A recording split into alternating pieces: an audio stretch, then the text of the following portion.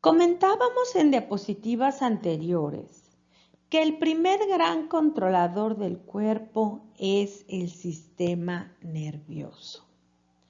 Y dentro del sistema nervioso vamos a encontrar dos órganos sumamente importantes que van a estar muy presentes en nuestros siguientes temas. Les presento al hipotálamo, aquí lo tienen, y les presento a la hipófisis. También es importante mencionar a la corteza cerebral, ¿sí? A la glándula pineal, aquí la tienen, la vamos a ver también más adelante. Al quiasma óptico, aquí lo tienen, al núcleo supraquiasmático, ¿sí? Y al quiasma óptico, aquí los tienen, que estos nos van a ayudar, sobre todo el quiasma óptico, a los estímulos de tipo visuales.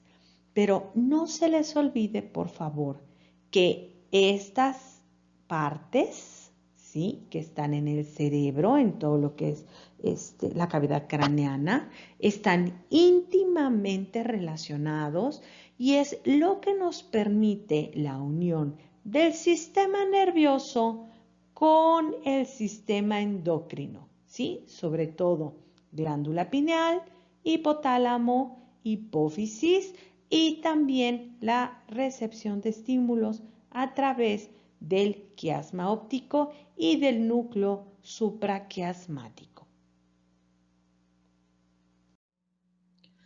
Vamos a ver la relación que existe entre el hipotálamo y la hipófisis. Vamos a revisar esto con un poquito más de detenimiento.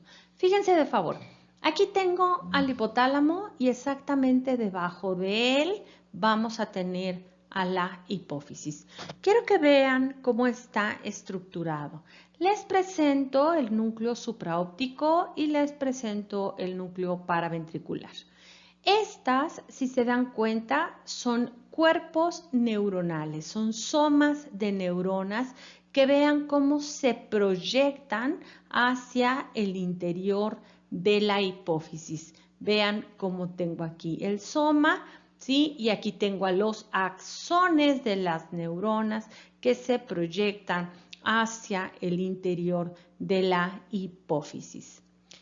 También el hipotálamo está formado por células de tipo neurosecretor, que son las encargadas de sintetizar y liberar hormonas o factores de liberación o factores de inhibición hipotalámicos, los cuales son vertidos en esta red de vasos sanguíneos. Les presento el sistema porta hipofisiario que comunica a través de estos vasos sanguíneos al hipotálamo con la hipófisis en esta porción del órgano. De este lado, como son neuronas las que se proyectan del hipotálamo hacia el interior de la hipófisis, les presento a la neurohipófisis. Por lo tanto, la neurohipófisis secreta neurohormonas.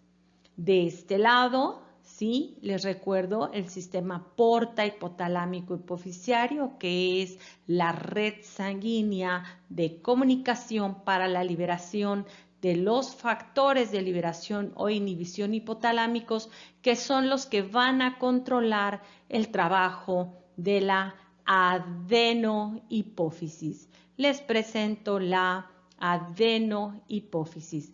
Gran diferencia entre las dos porciones o las dos partes de la hipófisis es que aquí vamos a tener las proyecciones de las neuronas, es decir, los axones, los cuerpos de las neuronas, y estas van a ser neurohormonas.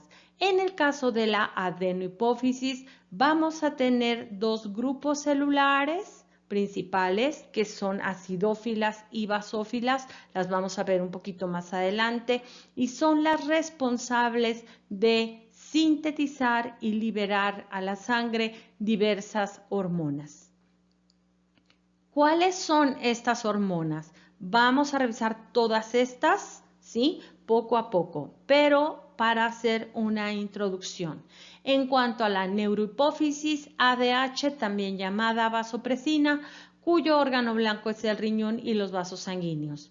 Vamos a tener también la liberación de oxitocina, cuyos órganos blancos son el útero y la glándula mamaria. En cuanto a las células acidófilas, vamos a tener la secreción de la hormona de crecimiento y vamos a tener también la acción de esta hormona del crecimiento a través de somatomedinas en el hueso, en el músculo o en el tejido adiposo. También estas células van a liberar prolactina, cuyo órgano blanco es la glándula mamaria. En cuanto a las células basófilas, les presento a la LH o luteinizante, cuyos órganos blancos son testículo y ovario. La folículo estimulante, también, cuyos órganos blancos son testículo y ovario. La hormona estimulante de la tiroides y la adrenocorticotropina o la hormona estimulante de la corteza adrenal. Vamos a ver con un poco más de detenimiento al hipotálamo y a la hipófisis. Como les comentaba, ¿sí? Aquí vamos a tener al núcleo supraóptico y al núcleo paraventricular.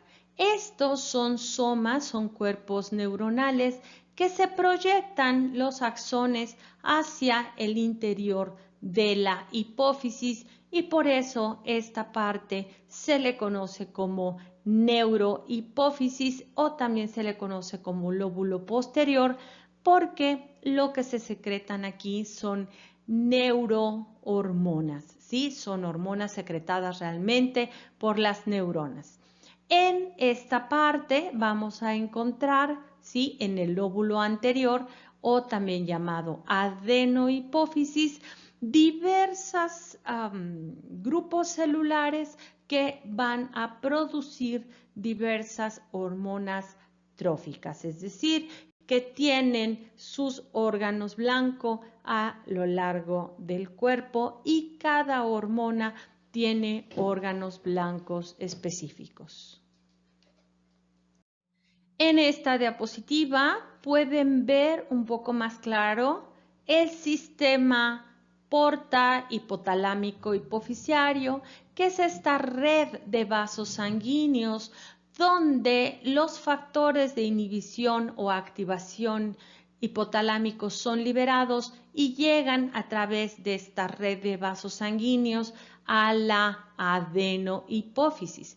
Y en el caso, ¿sí? De la neurohipófisis, ya lo vieron, son estas proyecciones neuronales y las neurohormonas son liberadas directamente al torrente sanguíneo. Veamos ahora con detenimiento las hormonas que son liberadas tanto por la neurohipófisis como por la adenohipófisis. Les presento a la neurohipófisis, que está constituida por las terminaciones axonales de los núcleos supraóptico y el núcleo paraventricular que ya revisamos en la diapositiva anterior. Las hormonas que se producen en este espacio, que realmente son hormonas hipotalámicas, pero que son secretadas en la hipófisis, son ADH o también llamada antidiurética y la hormona de oxitocina. ¿Sí? Estas nos sirven para controlar la secreción, ¿sí? De la leche, por ejemplo, si hablamos de la oxitocina, también nos ayuda a las contracciones uterinas. En el caso de la ADH va a participar la hormona antidiurética en la retención de agua, pero también participa en la contracción de vasos sanguíneos. Si hablamos ahora de la otra porción y me refiero a la adenohipófisis, fíjense de favor que existen estos grupos celulares. Las células de la adenohipófisis se dividen o clasifican en 5 grandes grupos. Somatotropas, que van a tener su acción a lo largo de todo el cuerpo, como la hormona del crecimiento. Mamotropas o lactotropas, que su órgano blanco van a ser la glándula mamaria. Tirotropas, cuyo hormona secretada, su órgano blanco, van a ser la tiroides. Gonadotropas, cuyos órganos blancos van a ser las gónadas. Y corticotropas, cuyo órgano blanco va a ser la corteza adrenal, pero también vamos a tener influencia de una hormona que vamos a revisar sobre la piel. Estas secreciones son totalmente controladas por los factores de activación o inhibición hipotalámicos y vamos a revisar cada uno de los ejes. Bien, les dejo estas tablas, las tienen también en los PDFs de las clases. No me voy a detener en ellas porque vamos a revisar cada uno de los ejes. Pero estas tablas considero importantes, si gustan, imprimirlas y revisarlas, porque prácticamente todas las hormonas que vamos a revisar están contenidas en estas tablas, ¿sí? Donde vemos cuál es la glándula endocrina en la cual se fabrica la hormona, cuál es la hormona, qué naturaleza química tiene, si es un péptido, una proteína, es un lípido, cuál es el órgano diana y cuál es la función principal de dicha hormona, ¿sí? Entonces tenemos aquí al hipotálamo, a la hipófisis en la parte de adenohipófisis, a la tiroides, a la paratiroides y a las glándulas adrenales, al páncreas, a las gónadas, a la placenta, ¿sí? Como órganos propiamente que vamos a ir revisando todos y cada uno de ellos. Bien, como primera parte vamos a revisar a las hormonas que son secretadas por la neurohipófisis. Les presento a la oxitocina y a la hormona ADH, o también llamada antidiurética, y también recibe el nombre de vasopresina. En cuanto a la oxitocina, sus órganos blancos son el útero y la glándula mamaria. En cuanto al útero, lo que va a hacer es ayudar en la contracción del músculo liso del mismo útero en el momento del parto y se detienen las contracciones hasta la expulsión del producto, la placenta y todos los restos que deben de ser eliminados para evitar una retención placentaria, como los restos placentarios, etc. ¿De acuerdo? En cuanto a la glándula mamaria, su función es la contracción de los músculos lisos de los conductos excretores. ¿Esto qué quiere decir? Que cuando la glándula mamaria es estimulada, entonces como respuesta se libera oxitocina para que se dé el fenómeno de la bajada de la leche. Si hablamos de la hormona antidiurética, o también llamada vasopresina, recuerden por favor que ya revisamos en alguna medida esta hormona cuando vimos urinario. Y recuerden que la hormona antidiurética lo que hace es reabsorción de agua a nivel de túbulos, ¿sí? Pero también esta hormona tiene la función de ejercer contracción o permitir, o como respuesta se da la contracción de los vasos sanguíneos, porque recuerden que cuando perdemos líquidos corporales, ya sea en agua o en sangre como tal, disminuye la presión sanguínea y con la contracción del vaso sanguíneo volvemos de nueva cuenta a la presión sanguínea en sus parámetros normales. Entonces, ya comentábamos, ADH, hormona antidiurética por sus siglas en inglés. Ya dijimos también que se llama vasopresina. Se almacena en la neurohipófisis, porque recuerden que es una neurohormona y cuya función es regular la concentración de líquidos y también del sodio presente en la sangre. En cuanto a la oxitocina, pues ayuda al reflejo de la lactancia materna, ese fenómeno que les comentaba de la bajada de la leche, que es realmente la eyección de la leche de la glándula para que baje hacia los conductos, y las contracciones durante el parto. Vamos a ver ahora un pequeño video donde vamos a revisar precisamente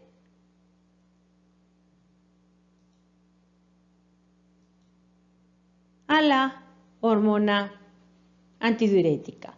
Ahí tienen al hipotálamo, tienen a la neurohipófisis.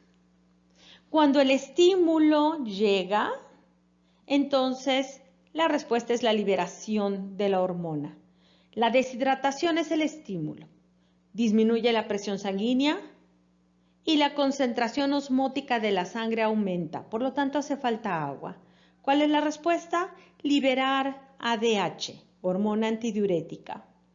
La hormona antidiurética es liberada al torrente sanguíneo y, como les comentaba, tiene dos órganos blancos. Llega al riñón y llega también a los vasos sanguíneos. En el riñón lo que va a provocar es la retención del agua para incrementar el volumen sanguíneo. En cuanto a los vasos sanguíneos, lo que va a provocar es una vasoconstricción para que con esto se dé un aumento de la presión sanguínea y podamos regresar de nuevo a parámetro. En el caso de la oxitocina, lo que sucede es que, por ejemplo, cuando tenemos un ternero que estimula a la glándula mamaria, ese estímulo llega por medio del periférico al sistema nervioso central, a médula espinal, y de ahí viaja hacia el hipotálamo, y lo que va a ocurrir es que el hipotálamo libere a través de la neurohipófisis a la oxitocina.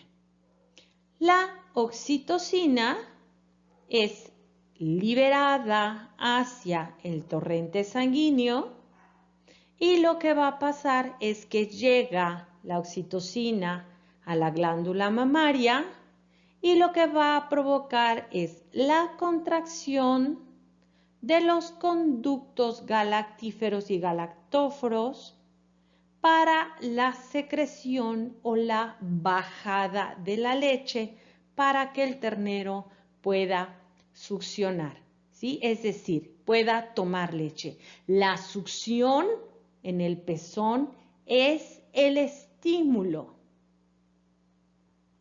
¿Se acuerdan que comentábamos que parte de los factores que estimulan la secreción de las hormonas es de tipo nervioso? Bueno, pues este es un claro ejemplo de estímulo nervioso sobre receptores en la glándula mamaria, cuya respuesta final es la secreción de oxitocina,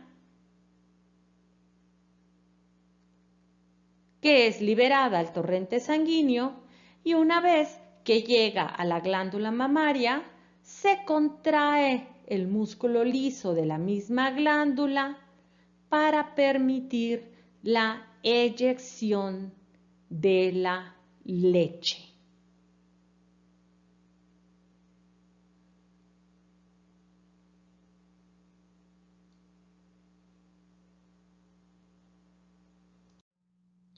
Ahora bien, tenemos que hablar de los factores hipotalámicos.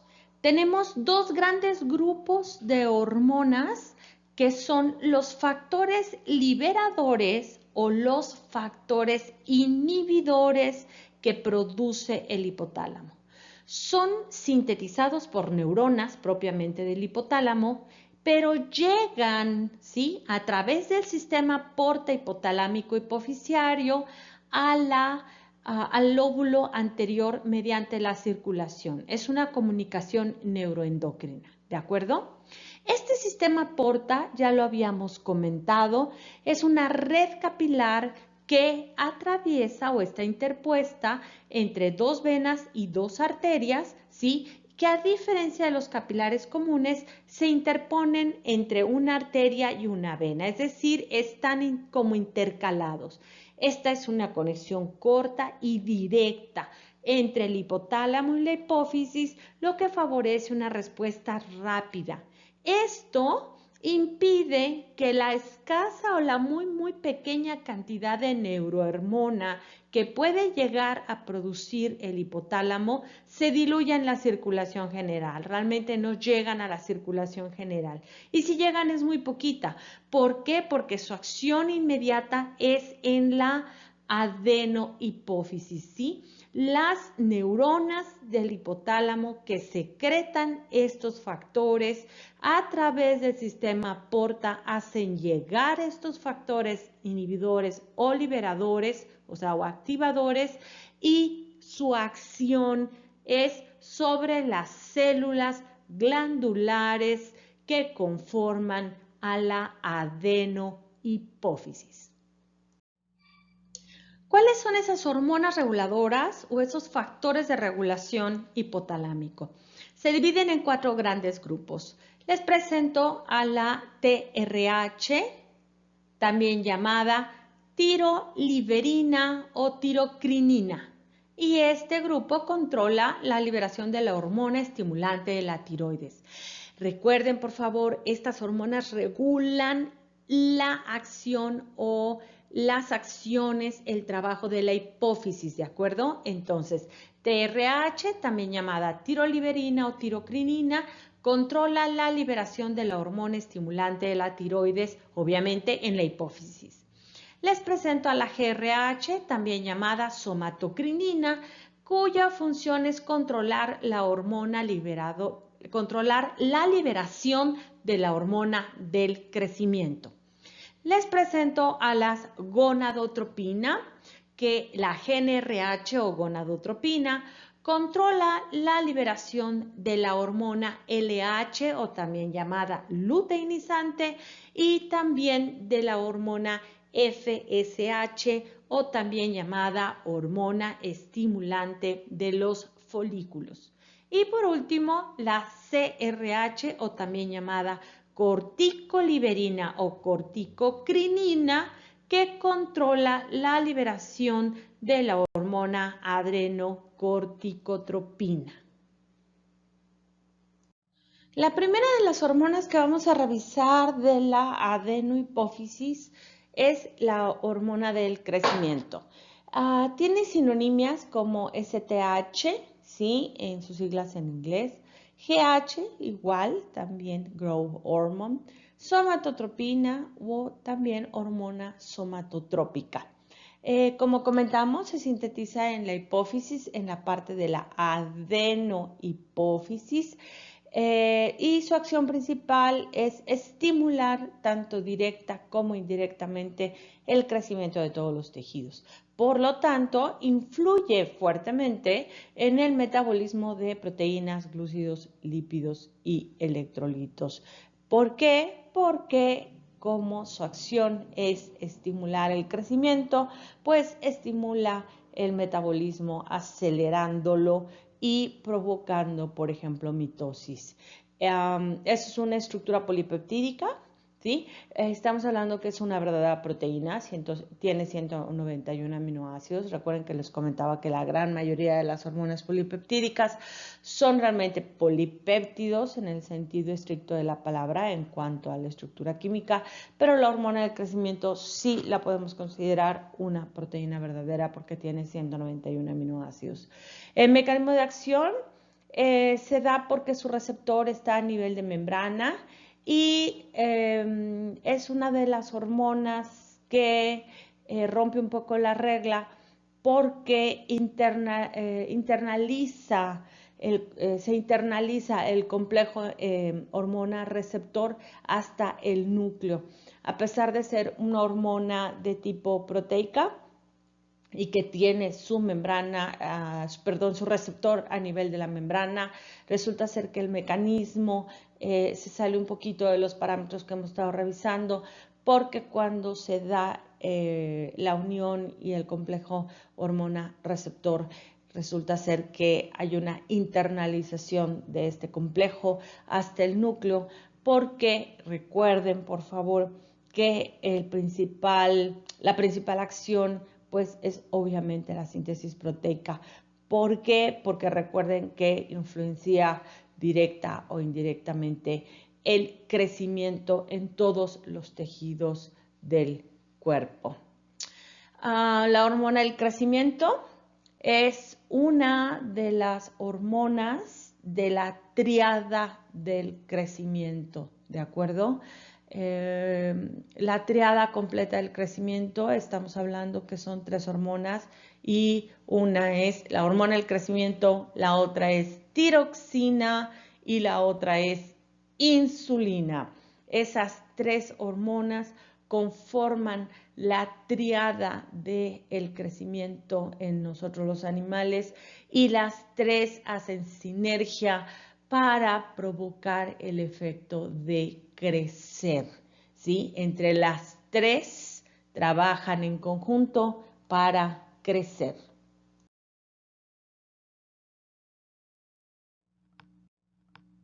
Revisaremos ahora la hormona del crecimiento más a fondo. Vamos a ver el eje, por favor.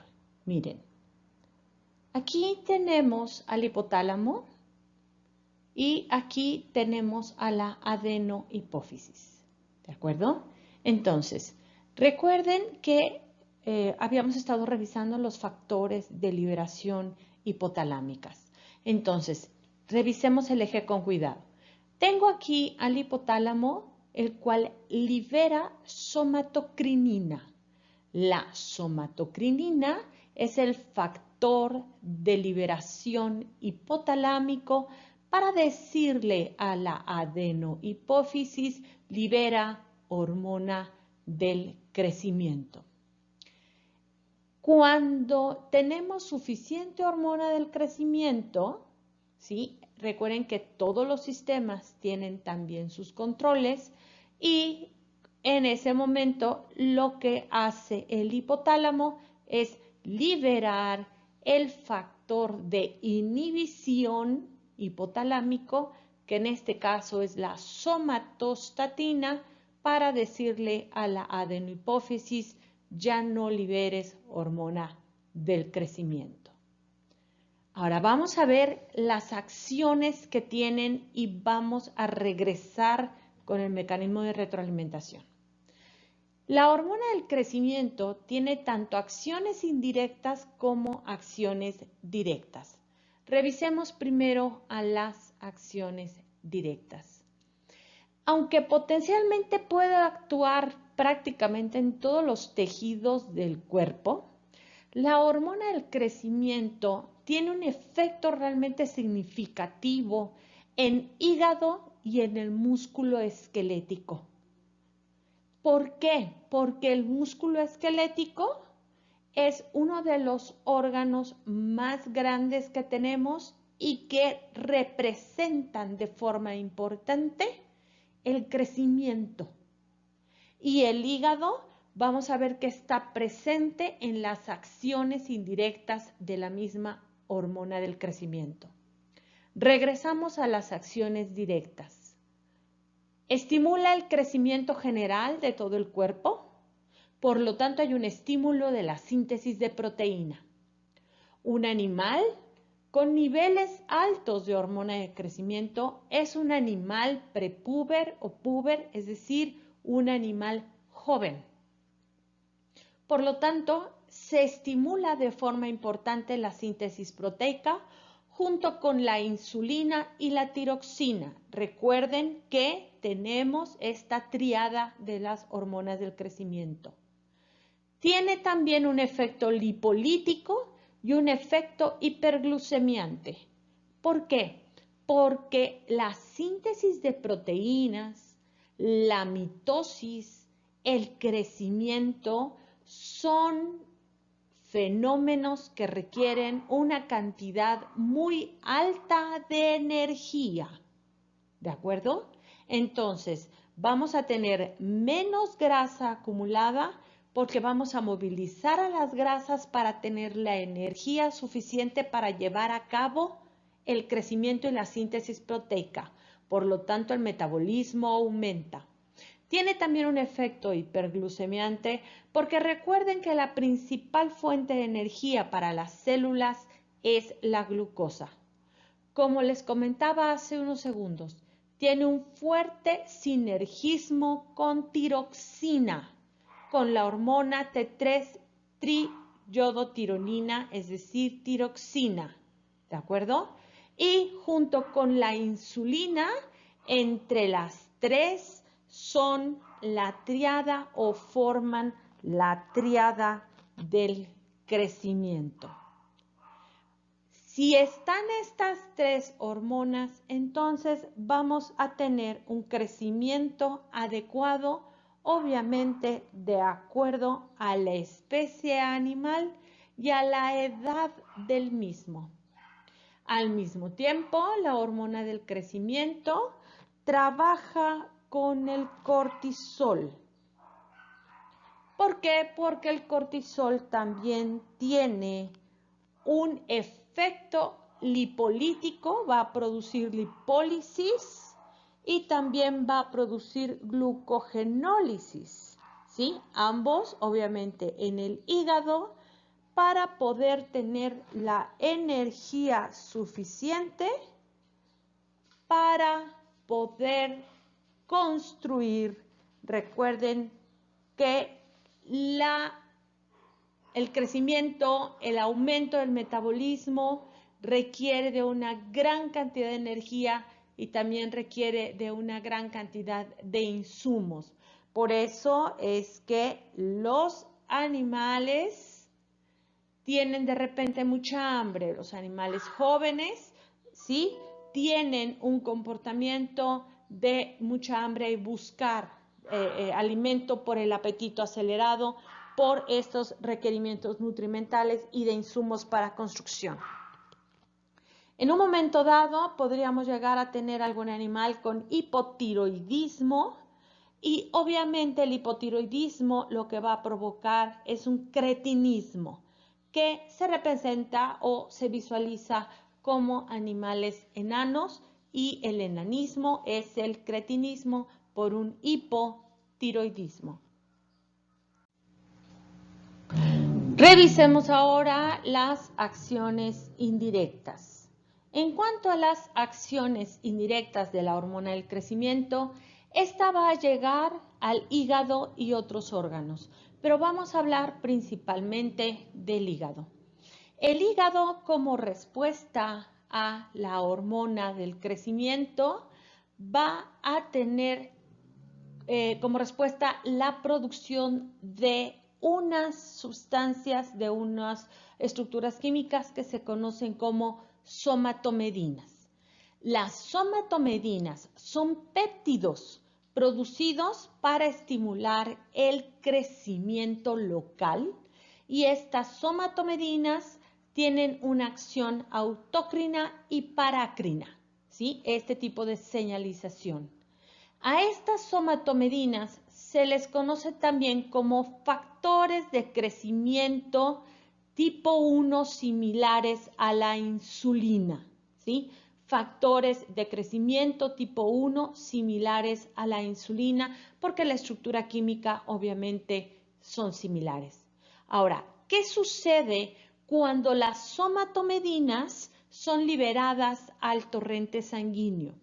Bueno, pues esas somatomedinas son el estímulo para decirle a la adenohipófisis y al hipotálamo, deja de producir somatocrinina, producimos somatostatina y detenemos a la adenohipófisis para detener la hormona del crecimiento.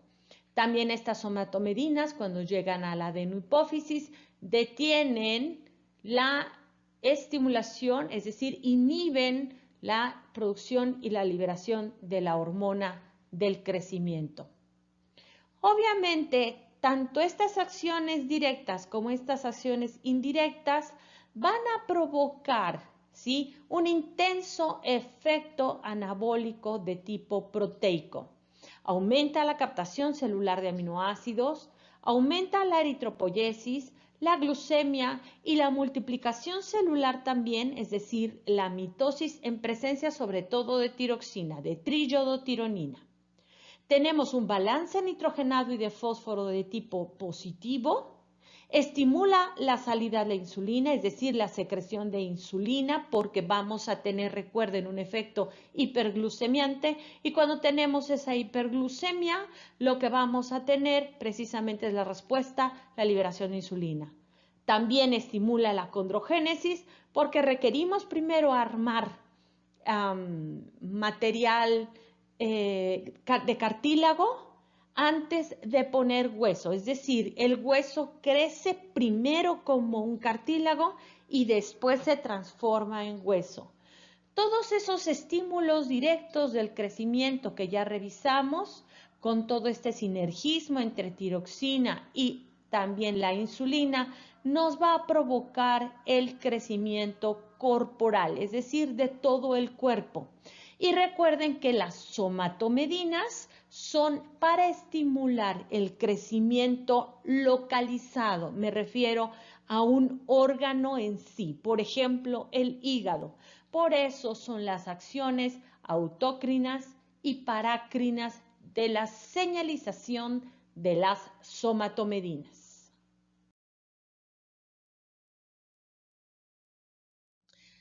La siguiente hormona que revisaremos será la prolactina. Su sinónimo es hormona lactotrópica, LTH, PRL, luteotropina, mamotropina o también llamada hormona lactógena.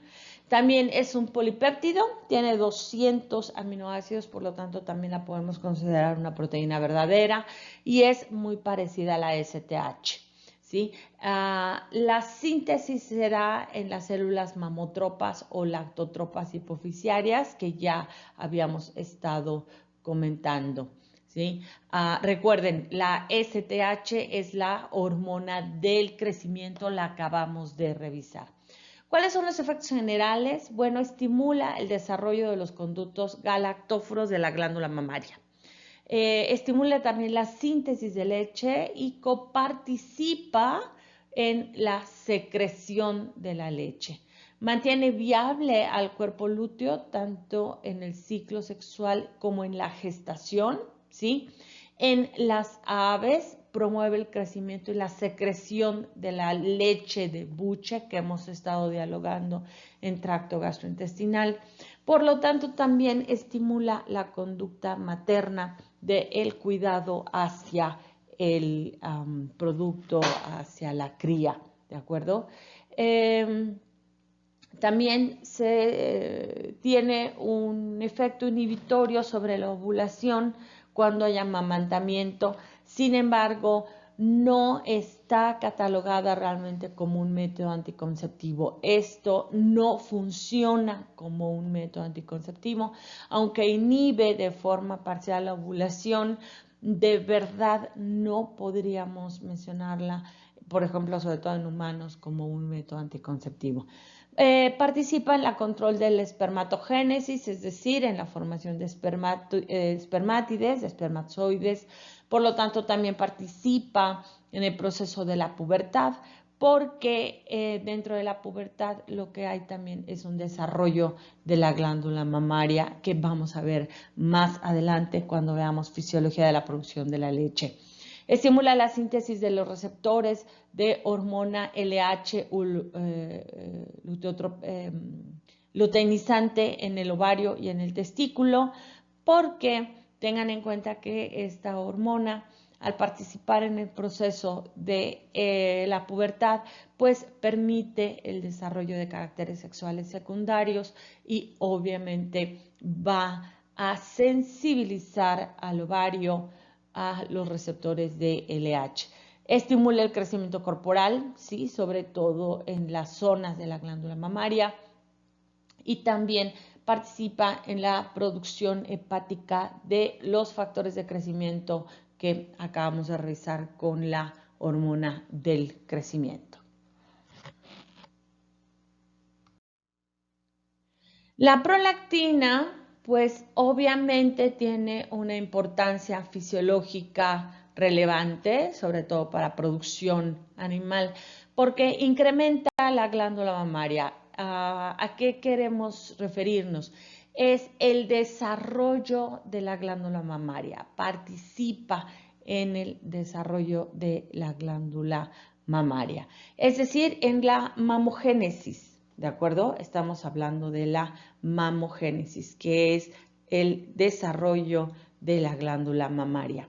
También va a participar en la síntesis de leche y estamos hablando de la lactogénesis, y también va a participar en el mantenimiento de la secreción de dicha leche. Por lo tanto, también tiene un papel relevante en la lactopoiesis. Los estímulos que incrementan la producción de prolactina son el sueño profundo, ¿sí? Las hembras gestantes generalmente duermen mucho, entonces el sueño profundo va a estimular su producción, ¿sí? La lactancia, por obvias razones que hemos estado comentando. El ejercicio moderado, no me refiero a un ejercicio extenuante, a un ejercicio de atleta, ¿sí? De atleta de alto rendimiento, sino un ejercicio moderado, adecuado para mantener la salud. Por lo tanto, también el proestrés incrementa su producción, son los estímulos. Obviamente la gestación, ¿sí? El embarazo, si hablamos en hembras humanas, pero la gestación también es un estímulo, y vamos a encontrar otros estímulos no fisiológicos. Me refiero a que podríamos llegar a tener un estado patológico como un tumor en el hipotálamo o un tumor hipofisiario que estimule e incremente su producción, y también algunos fármacos podemos encontrar que estimulan la producción de prolactina.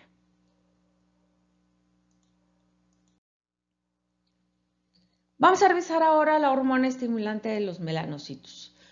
Como sinónimos es MSH, o también llamada melanotropina, ¿sí?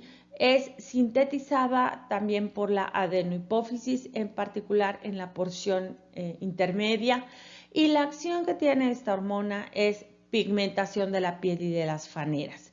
¿A qué nos estamos refiriendo? Que las faneras son todo aquello que está adherido a la piel y que forma parte del sistema tegumentario, como las escamas, las plumas, el pelo, cuernos, uñas, garras, espolones. ¿De acuerdo? La melanotropina, ¿sí? La melanotropina, aquí la tiene, lo que va a hacer es estimular a los melanocitos que se encuentran en la dermis. Estos melanocitos son células que tienen en su interior unas estructuras que se conocen como melanosomas, que son los responsables de la síntesis de melanina. La melanina es el nombre del pigmento y es una proteína, ¿de acuerdo? La melanina tiene una estructura proteica.